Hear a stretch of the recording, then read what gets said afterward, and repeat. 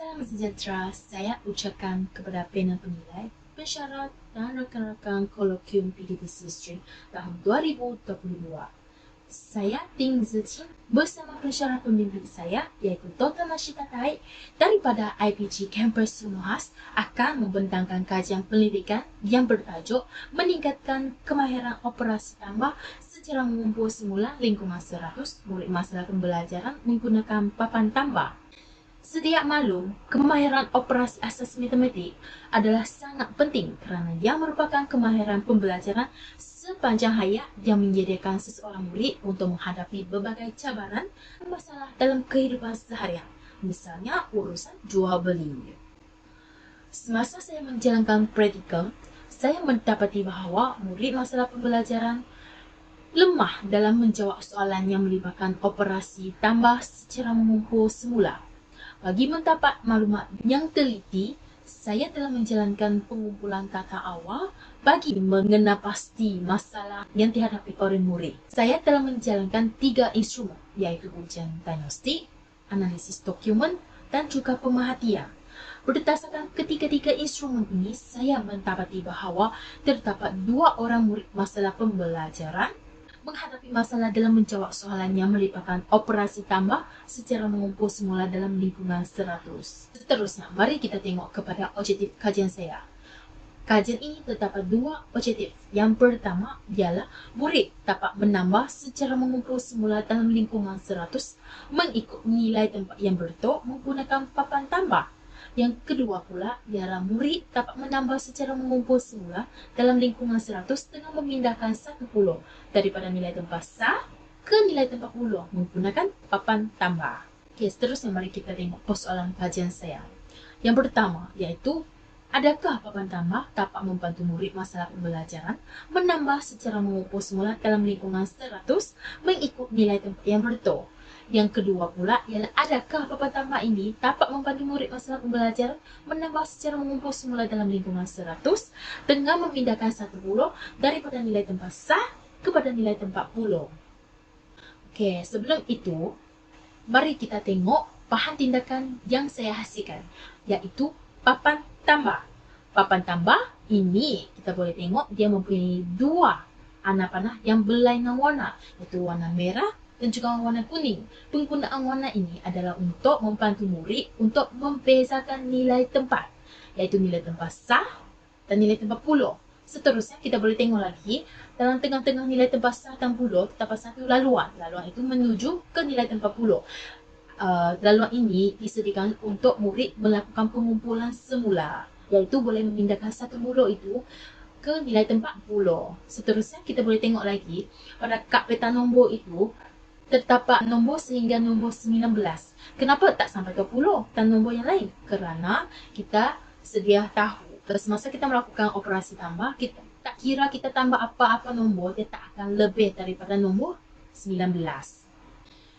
Kad peta nombor ini dia juga digunakan untuk murid menambah setua nombor. Ada 3 nombor. Contoh 2 dan 4. Maka murid akan membilang nombor yang pertama itu 2, 1, 2. Dia berhenti dekat nombor 2. Lepas tu bila dia nak membilang nombor yang kedua lagi, dia akan bermula daripada nombor 3. Okey, 1, 2, 3, 4. Tempat yang dia berhenti tersebut, itulah merupakan hasil tambah 2 nombor tersebut. Kemudian, mari kita tengok langkah-langkah tindakan saya. Saya telah merancang tindakan ini berdasarkan model Cobb Lowy. Model Cobb Lowy ini terdiri daripada 4 peringkat, iaitu perancangan, tindakan, pemerhatian dan juga refleksi. Okey, sekarang mari kita tengok tindakan saya. Okey, saya telah menjalankan tindakan saya selama 3 minggu dan setiap minggu ada 1 sesi. 1 sesi itu bermasa 30 minit. Okey, langkah yang pertama iaitu saya akan memperkenalkan papan tambah dan konsep operasi tambah secara mengumpul semula kepada murid terlebih dahulu. Pada langkah ini, saya akan memberi bimbingan dan juga sokongan faham sepenuhnya kepada murid. Di sini saya telah mengaplikasikan teori perkembangan kognitif Vygotsky.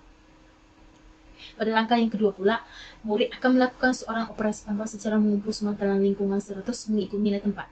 Langkah ini saya telah fokus kepada objektif yang pertama saya, iaitu tambah dengan mengikut nilai tempat. Di sini, pembimbingan daripada saya akan dikurangkan, namun saya tetap memberikan sokongan faham kepada murid, iaitu papan tambah. Okay, pada langkah yang ketiga pula iaitu murid akan melakukan soalan tengah memindahkan satu buloh daripada nilai tempat sah kepada nilai tempat buloh. Di sini saya telah fokus kepada objektif yang kedua saya.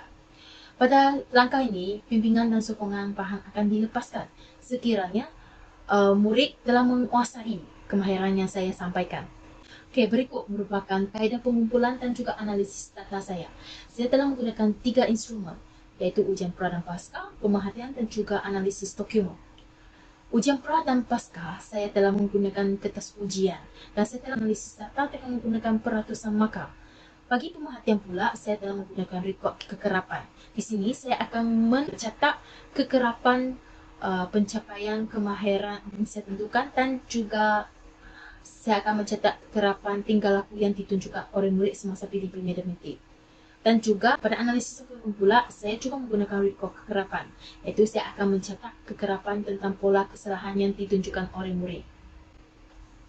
Seterusnya, mari kita tengok dapatan kajian saya.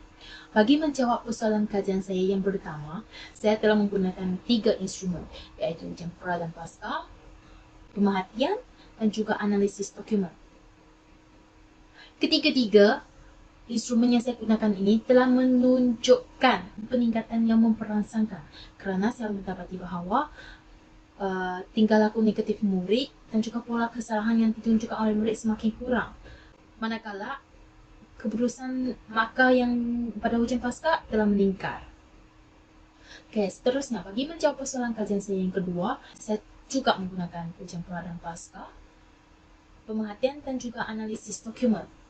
Daripada ketiga-tiga instrumen yang digunakan, saya juga mendapati bahawa murid telah meningkatkan pencapaiannya dengan dapat memindahkan satu buloh daripada nilai tempat sah ke nilai tempat buloh. Misalnya, murid telah menunjukkan peningkatan pada ujian pasca dan juga meningkatkan kekerapan pada pencapaian yang saya tentukan. Seterusnya, pola kesalahan murid semasa menjawab soalan telah menurun. Okay, setelah saya menjalankan kajian ini, saya telah melakukan refleksi. Pada refleksi tersebut, saya mendapati bahawa terdapat kekuatan dan juga kelemahannya. Kekuatan yang pertama iaitu kajian ini, bahan-bahan tindakan yang saya hasilkan telah berjaya menarik minat dan meningkatkan kefahaman murid. Misalnya, penggunaan warna untuk membiasakan nilai tempat telah membolehkan murid menjawab soalan mengikut nilai tempat. Seterusnya iaitu saya telah menerapkan aktiviti hands-on. Iaitu seperti yang terdapat pada hadapan tambah, terdapat laluan. Murid boleh menggerakkan penutur motor melalui laluan tersebut ke nilai tempat buloh. Namun terdapat juga kelemahannya. Yang pertama iaitu saya tidak mengintegrasikan TMK. Hal ini telah menyebabkan tiada unsur interaktif berlaku kerana tiada elemen seperti animasi dan sebagainya. Seterusnya saya juga tidak menggunakan bahan yang sesuai. Itu saya telah menggunakan kotak serbaguna yang mudah rosak. Seterusnya, bagi menjalankan kajian pada masa yang akan datang, saya bercadang untuk menggunakan bahan yang lebih sesuai. Contohnya, saya akan menggantikan kotak serbaguna dengan kotak plastik supaya lebih tahan lasak. Seterusnya, saya akan mengubahsuaikan saiz papan tambah itu kepada saiz yang lebih kecil supaya yang mudah dibawa oleh murid ke mana-mana.